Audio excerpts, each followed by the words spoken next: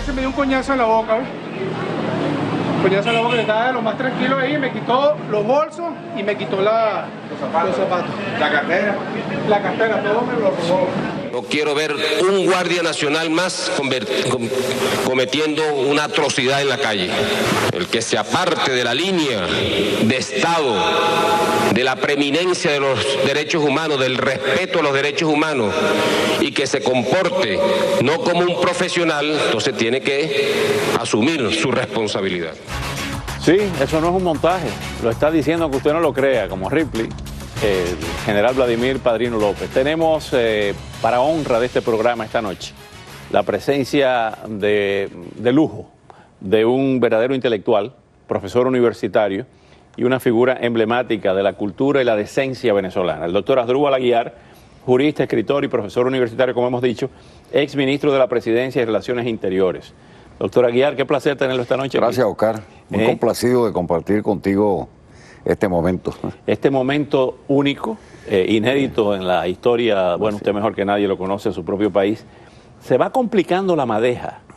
¿Qué quieren decir estas declaraciones de Luisa Ortega Díaz? ¿Qué quieren decir estas declaraciones de Vladimir Padrino? ¿Qué quiere decir la de los dos jueces del tribunal contradiciendo el discurso oficial de la cúpula mafiosa de Nicolás Maduro y Diosdado Cabello y Tarek El Aissami y Jagua? Mira, el problema central reside en lo siguiente, Oscar, y yo al afirmarlo no guardo reserva alguna. Algunos pensaban que el problema de Venezuela era un problema político, que había una confrontación entre los demócratas liberales y los líderes del socialismo del siglo XXI. Otros pensaban que Venezuela se había partido en dos grandes pedazos que confrontaban y necesitaban, en cierta forma, un camino de diálogo para resolver un problema político e institucional que tenía efectos económicos. La realidad es otra, y creo que la describió de manera bastante cruda el secretario general de la OEA en su último informe. El problema venezolano es un problema esencialmente policial.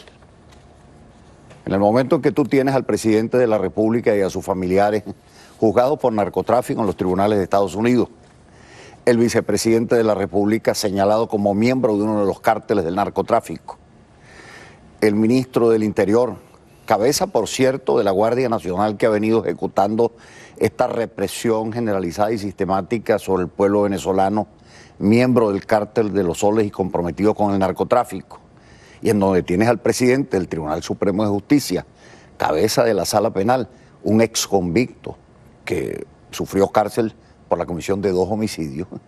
Ante eso lo que tienes es simplemente un problema de naturaleza policial, no un problema de naturaleza política. Atendiendo a eso, sí, las experiencias que hemos visto, y lo digo como simple reportero, testigo de lo que pasó, en el caso de Noriega, que acaba de morir, fue con una invasión, un narcoestado, donde se barrió con la Guardia Nacional. En el caso de Haití, del Haití del general Cedras y de Philip Bienby y esa gente, también una invasión norteamericana bajo el gobierno de Bill Clinton que barrió con el ejército haitiano. El otro ejemplo de una mafia enquistada en el poder fue el caso de Vladimiro Montesinos con Alberto Fujimori, que no hubo invasión, sino cambio de régimen, y fueron a dar con sus huesos a la cárcel. Todavía están presos los dos.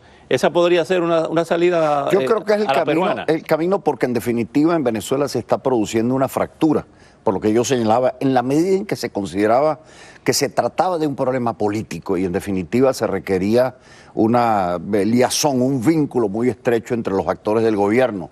Cuando ellos descubren de que en definitiva lo que viene en el camino son juicios por narcotráfico, juicios por terrorismo, juicios por corrupción, más de un miembro del estamento gubernamental que los ha acompañado en el curso de los 17, 18 años, se pregunta 2 veces en función inclusive de no solo personal, sino de su familia. ¿Vale la pena seguir acompañándolo?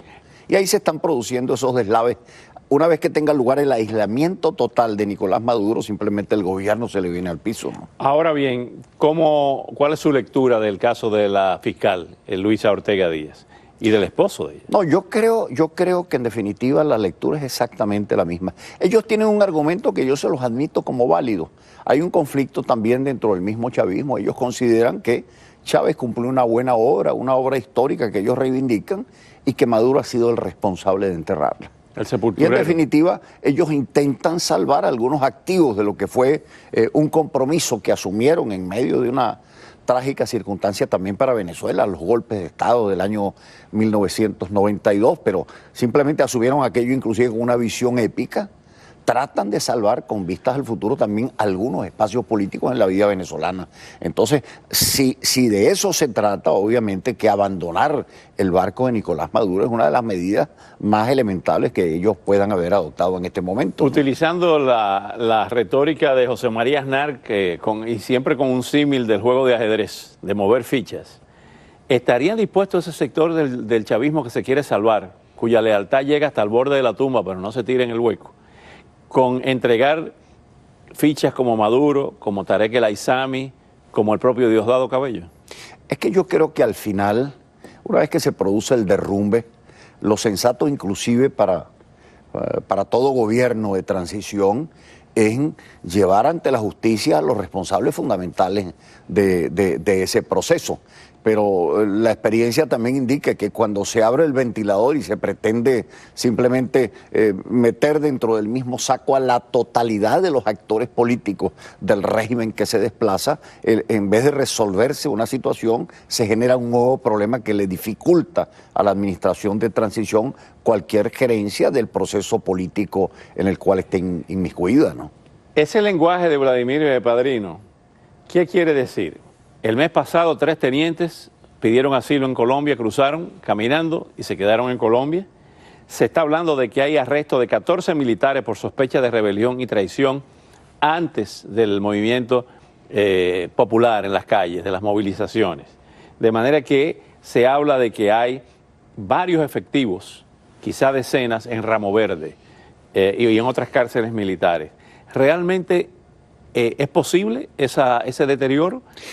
Te pongo un ejemplo. Recién escuchamos las declaraciones de Lilian Tintori en relación con el video que circula, grabado por Leopoldo López, dentro de lo que ha sido la mazmorra más infecta en donde haya sido detenido cualquier venezolano, aislado, controlado directamente por Diosdado Cabello, y sin embargo una grabación que necesariamente tuvo que hacerse con la cooperación de parte del sector militar que lo vigila.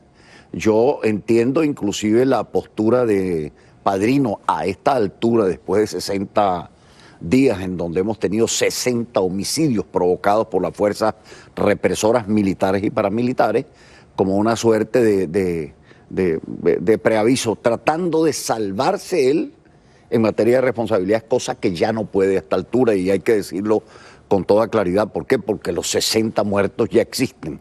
Son 60 muertos provocados por fuerzas armadas bajo control del poder militar, y en donde la cabeza y el oficial de mayor autoridad, de mayor jerarquía, de mayor antigüedad, por más que sea ministro de la defensa y por tanto una autoridad también político-administrativa, es fundamentalmente Padrino. O sea, en la línea de mando él tendrá que responder como responderá el ministro del Interior, el comandante de la fuerza, el comandante de la respectiva región o destacamento del que formen parte los responsables directos. Como dicen ustedes los profesores de Derecho, la responsabilidad es in persona, no in rem. No sobre la cosa, sino en persona. Y no sobre la base, y no exagero en esto, observando el proceso que ha ocurrido en Venezuela, ahí hay violaciones masivas y sistemáticas de derechos humanos. Eso tiene un nombre: crímenes de lesa humanidad. Vamos a ver el video, ya en el minutito que nos queda, de lo que ocurrió en un restaurante de lujo en Santo Domingo, en el restaurante Sofía, de una familia amiga nuestra,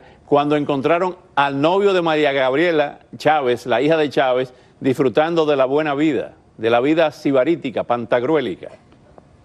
Porque eres un chavista, asesino, ladrón. Las muertes de los chamos que se mueren con esa carita que tú tienes de yo no fui, y te pones de espalda para que nadie sepa que eres un chavista.